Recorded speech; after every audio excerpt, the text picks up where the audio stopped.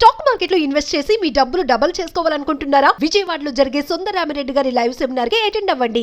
నమస్కారం, సుమన్ టీవీకి స్వాగతం.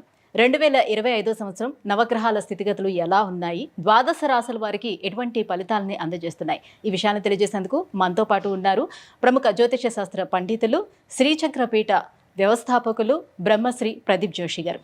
గురుగారు నమస్కారం. శ్రీమాత్రే. గురుగారు, 2025 సంవత్సరం మరి మకర రాశికి ఎలా ఉండబోతుంది? ఏలినాటి శని వెళ్ళిపోతుందనే ఆనందంలో వాళ్ళు ఉంటున్నారు. సో ఇక్కడ నుంచైనా వాళ్ళకి బాగుంటుందా? శ్రీ గురుభ్యో నమః. శ్రీమాత్రే నమః. మకర రాశి వాళ్ళ జన్మ రాశ్యాధిపతి శని. మొన్నటి వరకు ఏలినాటి శని ఉండే, 7.5 సంవత్సరాల శని దూరం అయిపోతుంది. సో వీళ్ళకే విడుదల పాటేసుకోండి, డ్యాన్స్ చేయండి మంచిగా. మీకు వసంత పంచమి కాగానే మీ జీవితం లోపలికి వెలుగు వచ్చేస్తుంది. శని మిమ్మల్ని వదిలేస్తాడు. కానీ ఇట్స్ టైమ్ టు రియలైజ్. ఇప్పటికైనా మీరు రియలైజ్ అవ్వండి. ఈ 7.5 సంవత్సరాలని ఒకసారి జీవితం మొత్తం నెమరేసుకోండి. 7.5 సంవత్సరాలు ఏమేం జరిగింది, ఎవరెవరు మీకు సహాయం చేశారు, ఎవరు మిమ్మల్ని మోసం చేశారు, మీరు ఎక్కడ పడిపోయారు, పడ్డప్పుడు మిమ్మల్ని ఎవరు ఆదుకున్నారు, వాళ్ళందరికీ కృతజ్ఞత చెప్పాలి. వసంత పంచమి ఉగాది రోజు వాళ్ళందరికీ వెళ్ళి థ్యాంక్స్ చెప్పాలి.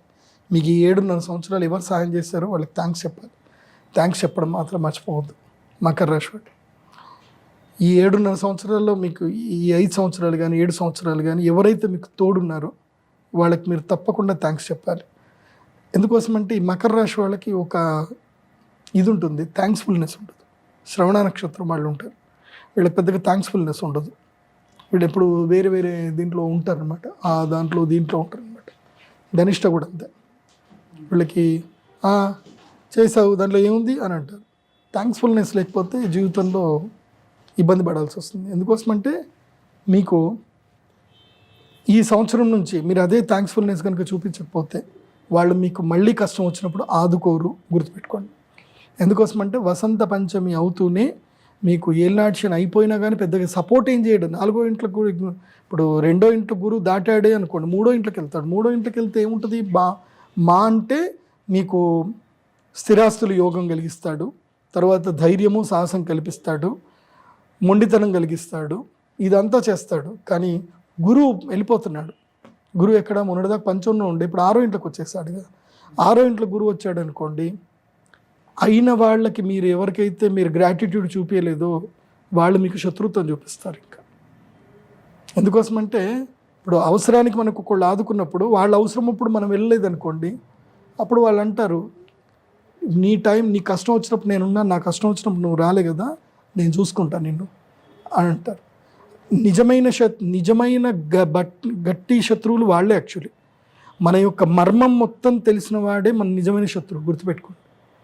మన యొక్క రహస్యాలన్నీ తెలిసిన వాడిని మనం ఎప్పుడు కాపాడుకోవాలి. అలా కాపాడుకోలేదనుకోండి వాడే శత్రువు అవుతాడు. కాబట్టి ఈ సంవత్సరము మకర రాశికి బలమైన శత్రువులు తయారవుతారు. సో శత్రువులు తయారవ్వకుండా జాగ్రత్త పడండి, అంతే. మిగతా అంతా ఆటోమేటిక్గా అన్నీ జరిగిపోతాయి. కొత్త శత్రువులు, బలమైన శత్రువు తయారవ్వకుండా చూసుకోండి.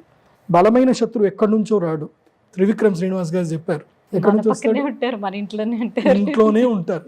మన గురించి మొత్తం తెలిసినోడే మన బలమైన శత్రువు. అది బాగా గుర్తుపెట్టుకోండి. అండ్ ప్రపంచంలో నీ గురించి బయట ఎవడని చెప్పిన ఎవడు నమ్మడు. నీ ఇంట్లో చెప్పారనుకో, అది ఎంత పెద్ద అబద్ధం అయినా సరే నమ్మేస్తారు. ఎందుకోసమంటే మీ ఇంట్లో చెప్పారుగా నీ గురించి అని అంటారు.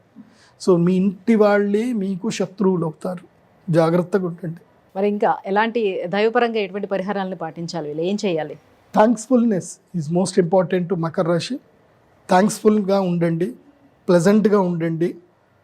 మెయిన్గా ఏంటంటే ఈ సంవత్సరము రాజశ్యామల యాగం చేయండి వసంత పంచమికి. మీరు అక్షయ తృతీయ యాగం చేసినా చేయకపోయినా మీ గురువు అయితే సపోర్ట్ చేయడు. కాబట్టి వసంత పంచమి రాజశ్యామల యాగం అయితే చేయండి. దానివల్ల నెగిటివ్స్ పోయి కొంచెం మేలు జరుగుతుంది, శత్రు భయం రాకుండా ఉంటుంది. రాజశ్యామల యాగం చేయండి. ఆషాఢ మాసములో ఆషాఢ అమావాస్య రోజు బగలాముఖి తంత్ర సాధన తప్పకుండా చేయండి. ఎవరు? మకర రాశి వాళ్ళు. గురుగారు, 2025 సంవత్సరం మరి మకర రాశి వారికి ఎలా ఉండబోతుందన్న విషయాన్ని తెలియజేసినందుకు ధన్యవాదాలండి. శ్రీమాత్రి.